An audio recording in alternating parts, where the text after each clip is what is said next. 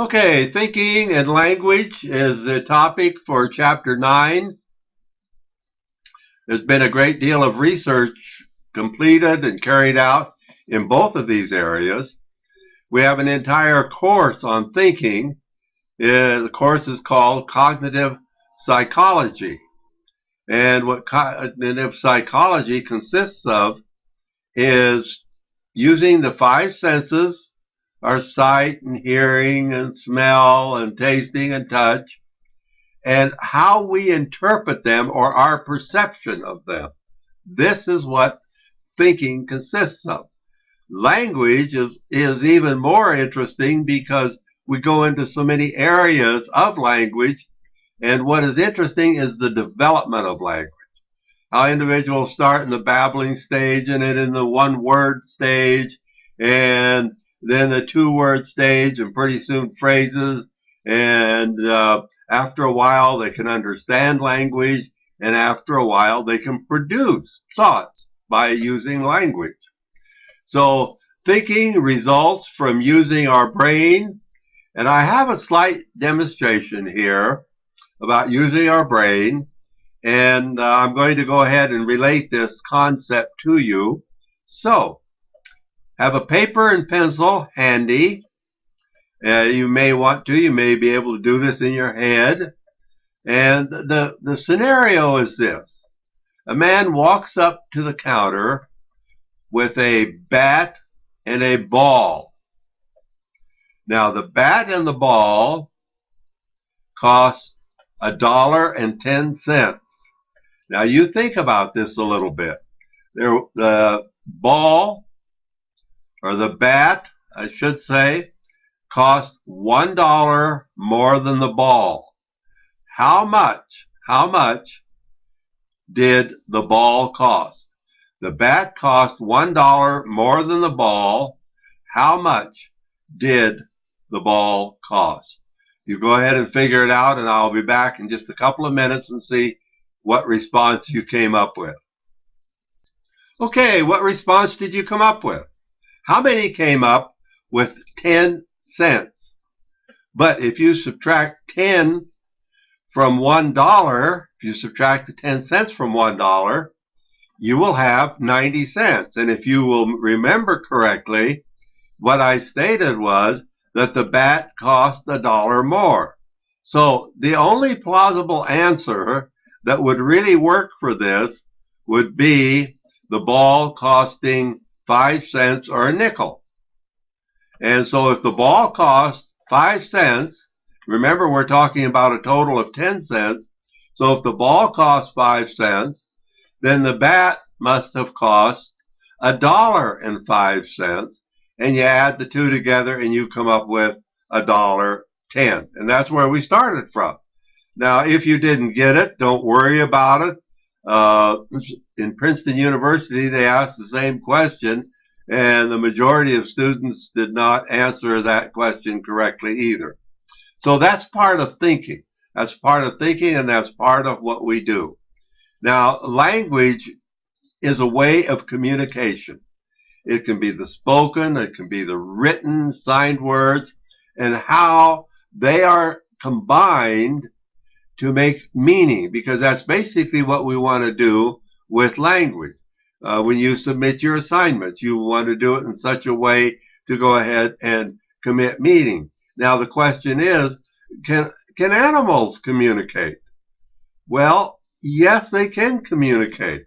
You know, if you haven't seen your pet for quite some time, we'll say a week, and when you see that pet, the pet is happy. Sometimes pets become angry when their owners leave, so they communicate that anger in ways of maybe becoming aggressive in certain ways. So animals can communicate.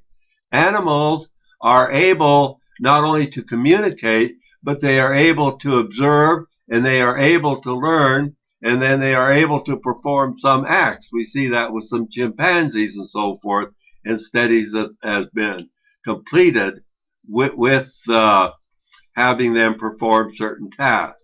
Now, actually, to communicate, then, we look at this.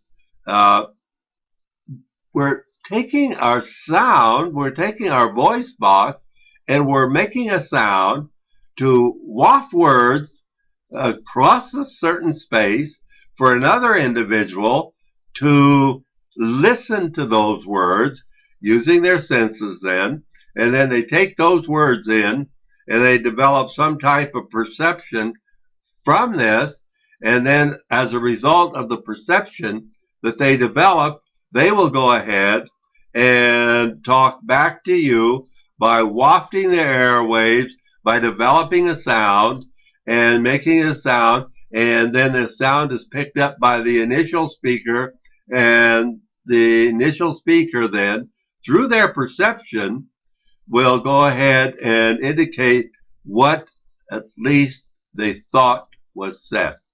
So we have altogether, we have about 7,000 different languages, the building blocks of language, of phonemes, and that is a small meaning of sound, the smallest meaning of sound. The English language uses about 40,000, or not 40,000, the English language uses about 40 different sounds. And from this, we have a large variety of words. In other words, we have over 616,000 words from these 40 sounds. So we have phonemes, which are short sounds. We have morphemes, which are the shortest unit that carries some meaning. ED at the end of a word, MIS at the beginning of a word, all carry some type of meaning. Then we have grammar, which is syntax and semantics, and both of these carry a meaning. Now, as we go through this and we look at young children, if we look at infants, which basically the term infants mean not speaking or not being able to talk. But a very young age, children 4 months of age can match lip movements. I mean, they can just barely see, because when infants are born, their sight is not too good. So it's not long until they develop what is called a receptive language. And a receptive language is what a person says, and the infants can hear, and you have to be careful what you say, because the infants are going to repeat it. And then after a while, after the receptive language takes place, then we have a productive language. And a productive language is they're able to produce their own thoughts. And this is what makes it an interesting study, is some of the things that they come up with. Without an ability or exposure to language, we're not able to hear the tones and the sounds. I think that as a youngster, the individuals can pick up another language quite easily. But of course, in our thinking and in our culture, a foreign language really isn't taught that extensively until children are in high school or young people are in high school. And it would be really well if they could teach the younger children these words so they could go ahead and learn it easier. Age 1 to 2, we have the one word stage. About one word a week is what they begin to learn. And then when they get closer to 2 years old, they can do one word a day. Now, it's kind of interesting, because can we really think without language? Can animals think? Can animals communicate? And so we know that animals have a certain language. Whales, a pod of whales, which is a small group of whales, they have a certain language. And then when they are in an area where there are a lot of these pods together, or these small group of whales together, then that language changes. Now, in our brain, and certainly we have a lot in our brain that we're not going to cover, but we have what is called Broca's area and Wernicke's area. And Broca's area is located right in the front here. Wernicke's area is located back a little bit further and a little bit higher. Now, with Wernicke's area, these individuals can speak, but what they speak, it doesn't make a whole lot of sense. With Broca's area, These individuals have a difficult time speaking, but they can understand. So language is great.